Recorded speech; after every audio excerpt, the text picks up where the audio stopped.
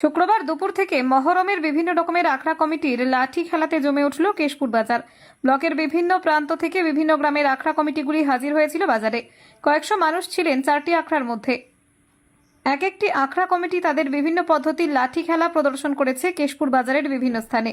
কয়েকটি টিম কেশপুর থানার সামনে এবং কেশপুর বিডিও অফিসের সামনে গিয়ে লাঠি খেলা দেখিয়েছে। বিভিন্ন পদ্ধতির লাঠি খেলা দেখতে পথ চলতি মানুষ ও বাজারে আসা লোকজনদের মধ্যে উৎসাহ ছিল যথেষ্ট। অন্যদিকে এই পরিস্থিতিতে যাতে কেশপুর বাজারে কোনো রকম ট্রাফিক জ্যাম না হয় বা বিভিন্ন যানবাহনগুলি স্বাভাবিকভাবেই চলাফেরা করতে পারে, সেই জন্য ট্রাফিক নিয়ন্ত্রণ করেছে। দুপুর থেকে বাইপাস এলাকা দিয়ে বিভিন্ন গাড়িগুলিকে ঘুরিয়ে দেওয়া হয়েছিল। কোথাও কোনো রকমের যাত্রীদের সমস্যা হতে দেয়নি। অন্যদিকে বিশৃঙ্খলা ছাড়াই বিভিন্ন আখড়া কমিটিগুলির এই মহরমের খেলা দেখানো সম্পন্ন হয়েছে।